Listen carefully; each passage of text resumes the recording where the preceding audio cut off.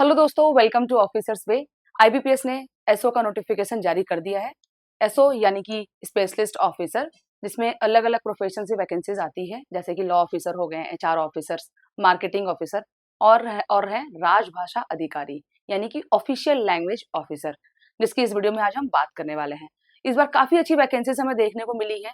Total number of vacancies इस बार 89 आई हुई हैं, जो काफी अच्छा नंबर है। कई सालों के बाद, मुझे लगभग 5 से 6 सालों के बाद इतनी अच्छी वैकेंसीज आई हुई हैं राजभाषा अधिकारी के लिए। तो इस वीडियो में हम बात करेंगे प्रोफेशनल नॉलेज के बारे में, क्या सिलेबस रहनी चाहिए उसकी, क्या स्ट्रैटेजी हमें अपनानी चाहिए, कैसे हम उसकी तैयारी करें। मेरा नाम बन्ना दुबे है, मैं यूनियन बैंक ऑफ इंडिया में राजभाषा अधिकारी हूँ। तो मैं मुझे याद आता है कि जब मैं इस एग्जाम की तैयारी कर रही थी, मैं भी आज इस एग्जाम को देने के लिए बहुत ही कंफ्यूज थी। कहाँ से पढ़ूं, कौन सी चीजें पढूं, क्या छोड़ूं, क्या क्या सिलेबस कवर करना है। इवन यूट्यूब पे भी इतने मटेरियल नहीं थे कि जहां हमें पता चल पाए कि प्रोफेशनल नॉलेज में एग्जैक्टली पूछते क्या है। अब बस हमें पता है कि प्रोफेशनल नॉलेज है, ये भी पढ़ लेना है, ये भी पढ़ते हैं। 10 चीजें हम पढ़ रहे हैं, सारी चीजें। कभी हम जनरल हिंदी पढ़ रहे हैं, कभी संज्ञा सर्वनाम विशेषण पढ़ रहे हैं, तो कभी आरबीआई ग्लॉसरी पढ़ रही हूँ, तो कभी संविधान के नियम, सभी नियम, अधिनियम, प्रावधान पढ़ रही हूँ। मतलब पता हमें नहीं है कि पढ़ना क्या है, बस ये पता है कि एग्जाम निकालना है। तो इसलिए हम सारी तैयारियां कर रहे हैं, सभी कुछ पढ़ रहे हैं। लेकिन मैं चाहती हूँ कि मैं जिसलिए कंफ्यूज थी, जो मुझे नहीं मिली, आप लोगों को पता हो कि क्या क्या सिलेबस है, आपको क्या पढ़ना है, कितना पढ़ना है, और कितने से आपका सिलेक्शन हो जाएगा, और कहाँ से पढ़ना है, और क्या क्या चीजें प्रोफेशनल नॉलेज में पूछी जाती हैं, ताकि आप कंफ्यूज ना हो और आपकी प्रोफेशनल नॉलेज की तैयारी अच्छे से हो पाए। क्योंकि इस बार हमने एग्जाम पैटर्न में काफी बदलाव देखे हैं। जो अब तक प्रीलिम्स में केवल इंग्लिश, रीजनिंग और जीए पूछे जाते थे, अब इसके साथ साथ हमारा प्रोफेशनल नॉलेज भी पूछा जाएगा, जो कि हमारा ये मेंस में हमेशा पूछा जाता था, ऑब्जेक्टिव और डिस्क्रिप्टिव। बट इस बार हमें प्रीलिम्स में भी प्रोफेशनल नॉलेज देखने को मिल रहा है। तो इसका मतलब है कि हमें प्रोफेशनल नॉलेज को बहुत ही अच्छे से फोकस करना पड़ेगा, क्योंकि ये हमारे प्रीलिम्स और मेंस में दोनों है। और एक में हमें मेंस में चेंजेस देखने को मिला है। तो केवल ये 2 चीजें पूछी जाती थी मेंस में, अब ये हमारे इंग्लिश, रीजनिंग और जीए, अब ये तीनों चीजें हमारे मेंस में भी रहेंगी। यानी कि अब आपको पढ़ाई और दुगनी करनी पड़ेगी। यानी कि जो हम करते थे प्रीलिम्स में केवल कट ऑफ मार्क्स क्लियर करने के लिए, अब हमें वो मेंस के लिए भी तैयारी करनी पड़ेगी। तो अब आप तो इसलिए हम देखते हैं कि स्पेशल प्रोफेशनल नॉलेज में क्या क्या चीजें पूछी जाएंगी, क्या क्या चीजें हैं आप जो कर सकते हैं। क्योंकि पढ़ाई तो सभी लोग करते हैं, सही डायरेक्शन होना बहुत जरूरी है। मैं अपने एक्सपीरियंस के साथ बता रही हूँ कि बहुत सारे लोग तैयारी कर रहे हैं, लेकिन क्यों, कितने सारे लोगों में, लाखों लोग फॉर्म भरेंगे, हजारों के तादाद में, लेकिन सिलेक्शन केवल 89 लोगों का ही होना है। और ये वो 89 लोग होंगे जिनकी प्रिपरेशन स्ट्रैटेजी क्लियर होगी, जिनका डायरेक्शन क्लियर होगा कि मुझे क्या पढ़ना है, कितना पढ़ना है, और क्या चीजें मुझे छोड़नी है। एग्जाम ओरिएंटेड होके पढ़ना है, क्योंकि अब आपके पास ज्यादा समय नहीं है। तो इसलिए अब चलिए हम बात करते हैं, ताकि आपको इसमें हेल्प मिल पाए। तो ये जो हमारा नॉलेज है, आपका प्रोफेशनल नॉलेज, इसमें आपका 3 पिलर है: राजभाषा अधिनियम, नियम, शब्दावली, और एक मिसलेनियस। इसमें आपका ट्रांसलेशन वगैरह सभी चीजें आ जाती हैं। तो ये जो 3 पिलर है, इस तीनों पिलर को हमको लेकर के चलना है। इससे हमारा प्रोफेशनल नॉलेज पूरा क्लियर हो जाएगा। क्या क्या पूछ रहा है उसमें सारी चीजें इसमें कवर हो जाएंगी। इसमें आपको देखना है अधिनियम और नियम क्या क्या है, संवैधानिक प्रावधान क्या क्या दिए गए हैं, कार्यान्वयन इम्प्लीमेंटेशन क्या क्या है, ट्रांसलेशन को हमें देखना है, मिसलेनियस में क्लोज टेस्ट है, पैराग्राफ है, इसमें क्या क्या चीजें आएंगी, इसका हम डिटेल डिस्कशन अभी करने वाले हैं। पहले हम देखते हैं संवैधानिक प्रावधान, यानी क्या क्या चीजें हैं। नियम, राजभाषा नियम क्या है, अधिनियम क्या है, राजभाषा सरकार की राजभाषा नीति परिचय क्या है, संवैधानिक प्रावधान क्या क्या है, हमारे संविधान के भाग 5, भाग 6 और भाग 17 में जितने भी आर्टिकल्स हैं, भाग 5 में 120,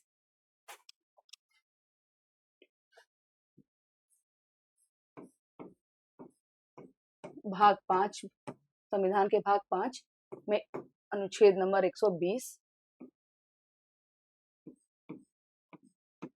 भाग 6 में अनुच्छेद नंबर 210,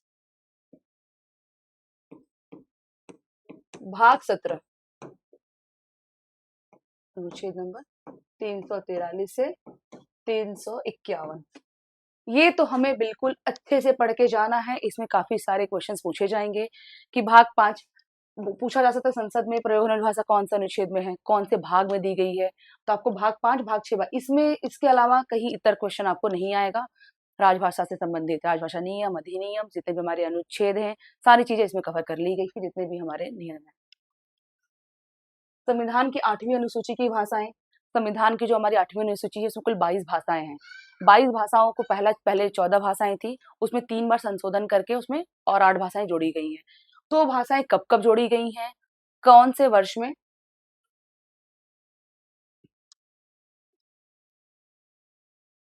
उसमें आपका पूछेगा कौन से ईयर में कौन सी भाषा जोड़ी गई है, लैंग्वेज कौन सी भाषा जोड़ी गई है, और वो कौन सा संशोधन था। तो यानी आपको, आप देख सब पा रहे हैं कि इससे आपके कितने सारे क्वेश्चंस बन रहे हैं, कौन सी भाषा है, कब जोड़ी गई है, कौन से नंबर संशोधन में जोड़ी गई है। तो आपको ये 3 चीजें आपको यहाँ पे याद करनी पड़ेंगी, अच्छे से क्वेश्चन पक्का बनेंगे इससे। राष्ट्रपति के आदेश 1952, 55, 1960, 3 बार राष्ट्रपति के आदेश जारी किए गए थे। तीनों आदेश में क्या क्या कहा गया था। राजभाषा अधिनियम 1963 बहुत ही इंपॉर्टेंट है। इस अधिनियम में हमारी कुल 9 धाराएं हैं। 9 धाराएं आपको एकदम रट्टा जुबानी याद होनी चाहिए, कि आपसे कभी भी कोई पूछ दे कि बताइए 1963 की धारा 3 क्या कहती है, आपको पता होनी चाहिए। धारा 3 की मुझे याद आ गया, 9 धाराएं हैं, इसमें धारा 3 बहुत ही महत्वपूर्ण हो जाता है। इसी के अंदर 14 दस्तावेज आते हैं, 14 डॉक्यूमेंट्स हैं। 14 डॉक्यूमेंट्स के नाम आपको याद होने चाहिए, क्योंकि वो पूछे जाएंगे आपसे क्वेश्चंस में। अभी हम देखेंगे हमारे क्वेश्चंस कैसे बनते हैं। राजभाषा अधिनियम संशोधन किया गया था 1963 का, 1967 में। वो संशोधन में क्या कहा गया है, उस संशोधन ये भी हमें देखना है। राजभाषा संकल्प पढ़ना है 1968। राजभाषा नियम बहुत ही इंपॉर्टेंट है, ये अधिनियम और नियम, इससे भी काफी सारे क्वेश्चंस बनते हैं। इसमें कुल 12 नियम है, ये 12 नियम हमें याद होने चाहिए। ये 12 नियम, इसकी 9 धाराएं।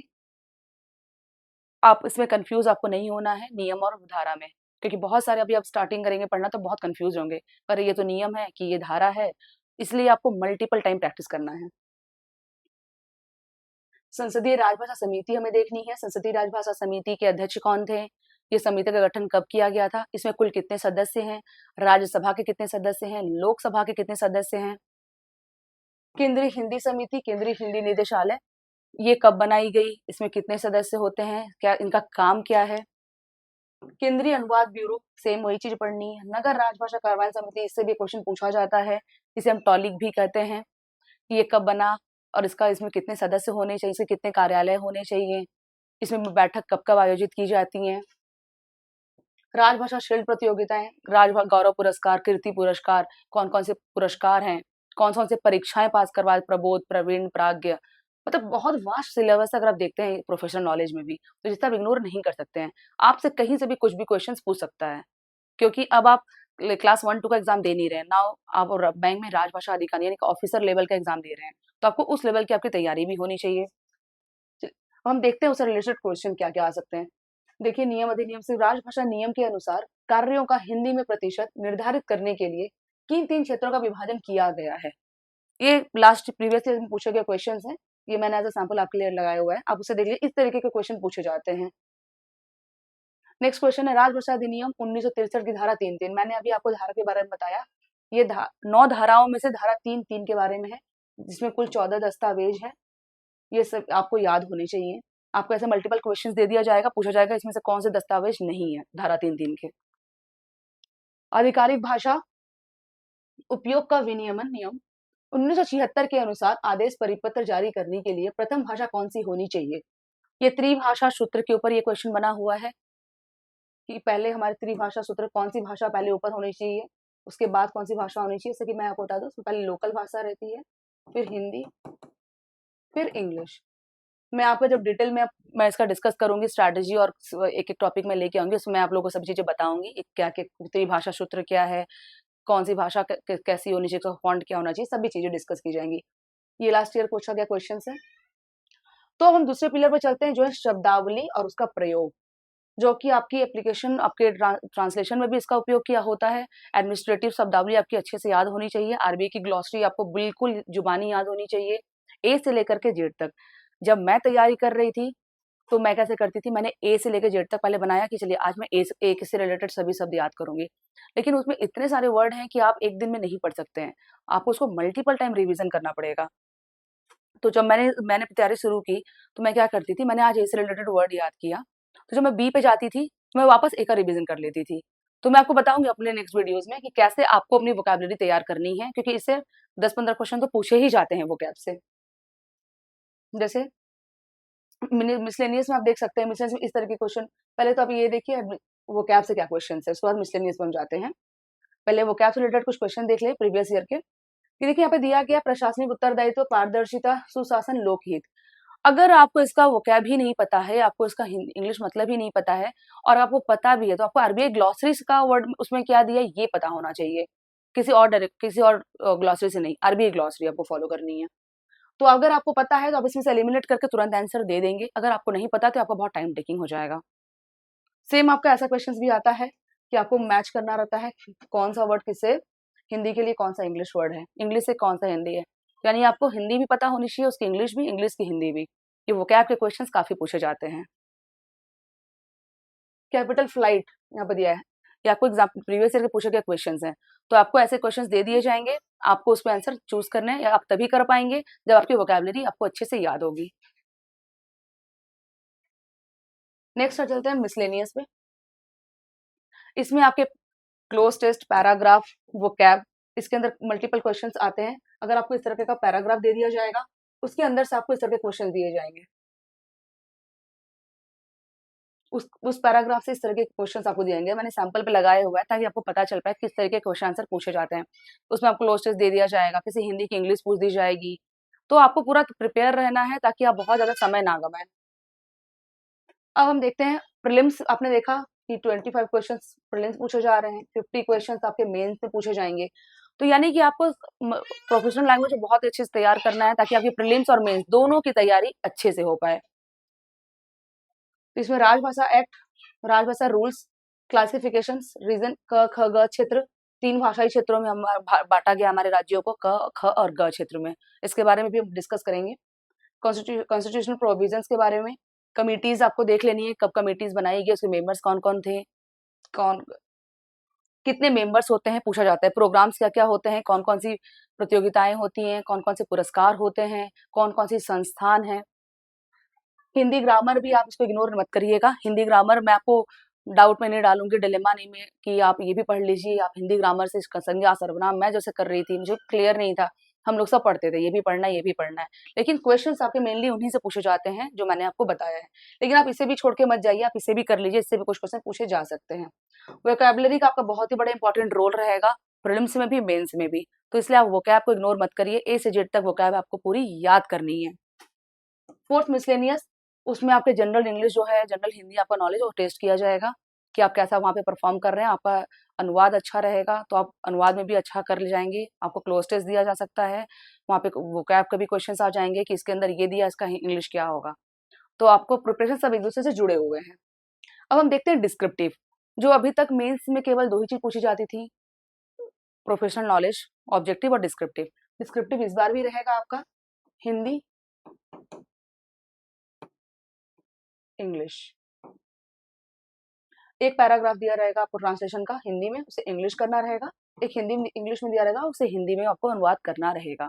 आपको अनुवाद वर्ड टू वर्ड नहीं करना है, आपको अनुवाद ऐसा करना है कि अगले को समझ में आ जाए, तब भी आपको नंबर मिलेंगे। और आपको कुछ भी छोड़ के नहीं आना है, आपकी टाइपिंग स्पीड अच्छी होनी चाहिए, क्योंकि टाइप ऑनलाइन ही होगा, ऑफलाइन नहीं होगा। आपको टाइप करना है हिंदी और इंग्लिश दोनों में।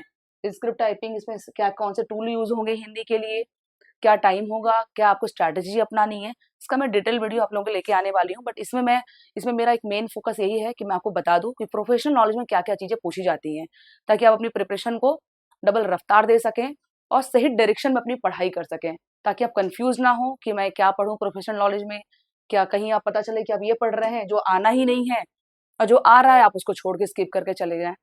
तो आई होप मैंने आपका डाउट क्लियर किया होगा कि प्रोफेशनल नॉलेज आपको किसकी तैयारी क्या करनी है, कहाँ से पढ़ना है और कितना पढ़ना है।